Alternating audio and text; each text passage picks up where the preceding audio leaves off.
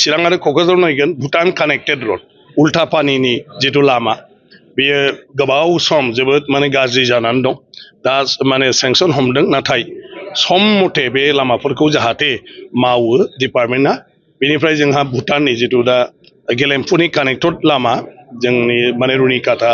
बा दाउस्रि बेनि जि लामा बे देवस्रिनि जोबोद गाज्रि जों बयबो मोनथिगौ दा बेखौ नेशनेल हाइवे अथरिटिया जाहाथे थाबैनो टेकआप खालामो आसाम आयेन आफादनिफ्राय जि मोनसे नेशनेल माने प्रजेक्ट माने जोंहा बायदिसिना माखासे मा होनो प्रग्रामनि आन्दाराव खालामबाय थादोंना आसामाव बेफोरखौ जोङो दा नायदिंगासिनो दङ आसाम आयेन आफादाव जोंहा मोनसे सावरायनाय जादोंमोन जे नेशनेल जि प्रजेक्टफोर दं बेफोरो बबावबा लेहेम जानायनि बबावबा खामानि मावनाया थाबथानानै थानायनि थाखाय बेवहाय मोनसे थांखियाव फैदोंमोन आरो जोंनि गिबि मन्थ्रियाबो जोबनायाव खावलायदोंमोन जे स्पिकारनि दैदेननायाव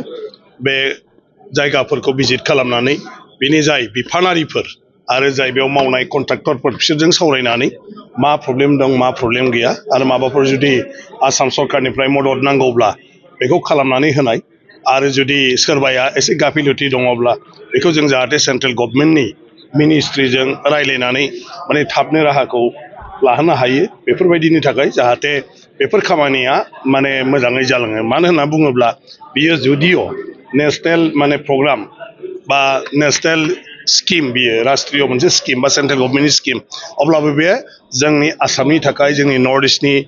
थाखाय ओंखायनो जोंनिसो नालाय जोंहा बेखौ थाब जानांगौ बे हिसाबै दा जोंहा बङाइगावआव मोनसे माल्टि मडेल लजिस्टिक पार्क होननाय मोनसे बेवहाय गिदिरथार मोनसे माने मा होनो पार्किं जायगा खालामनाय जादों जेराव गासैबो माल्टि फेसिलिटि दं आरोखि ओमफ्राय जेराव माने जाहाजजों फैनाय बा जाहाजजों लांनाय राजा लामाजों लांनाय लाबोनाय रेलजों लांनाय लाबोनाय आरो फ्लाइटजोंबो कार्ग'जों लांलाय लाबोलाय बेफोर गासिबनिबो खामानिखौ बिनिफ्राय हेन्डेल खालामजोबगोन दा गिदिरथार मोनसे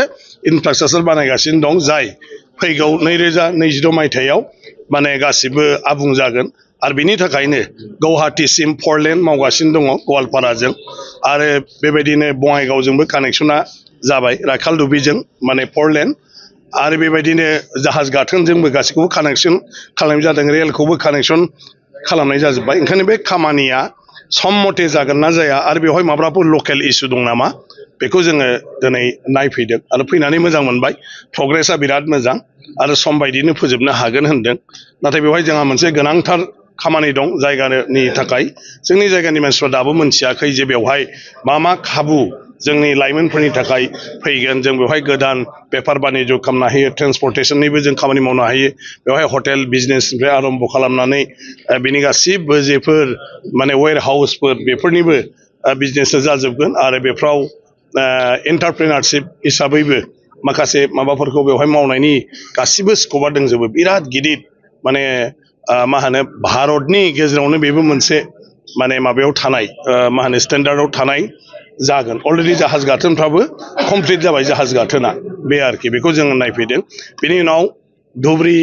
फुलबारी माने मेघालयनि फुलबारी आरो बेनिफ्राय बांलादेश थांनाय बे लामायाव ब्रह्मपुत्रआव गोलावथार दालां 19 किल'मिटारनि दिनै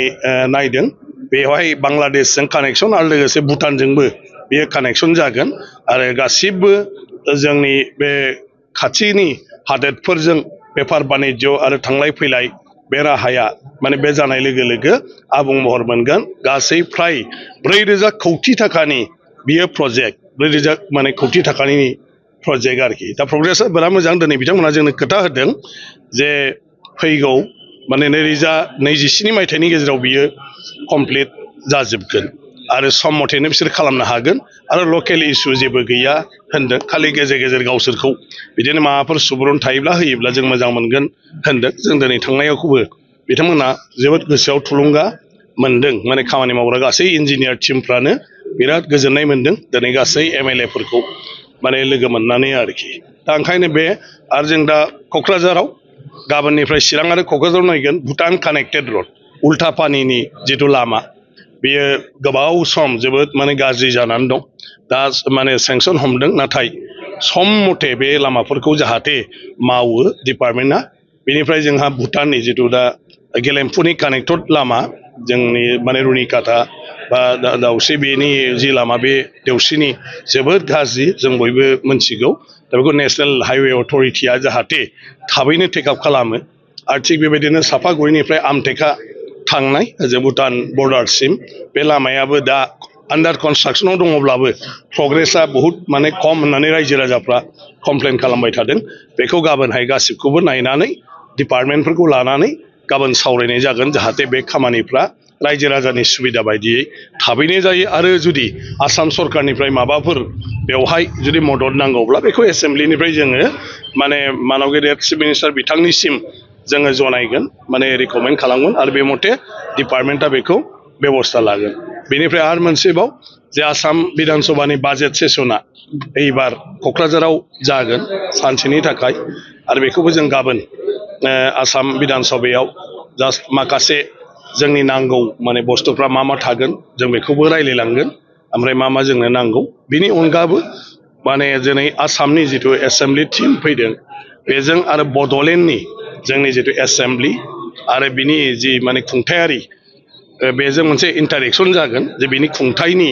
माबाफ्रा माबायदि आरो मा मा हाबाफारि लानानै खामानि मावबाय थादों बेफोरखौ ओरैनो मोनसे इन्टारेक्सन गाबोन बिटिसिनि माने मानव गेदेर स्पिकारनि दैदेननायाव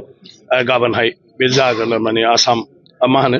बड'लेण्डनि आयेन आफादाव आरोखि ओमफ्राय बे बड'लेण्डनि आयेन आफादावनो आसामनि आयेन आफाद जफैगोननि बेलायाव जेफोर माखासे रिक्वायरमेन्टफोर दङबा जों जिहेतु दानसेनि गेजेराव खामानि मावनांगोन बेखौबो जों गाबोन एसे नायलांगोन आरो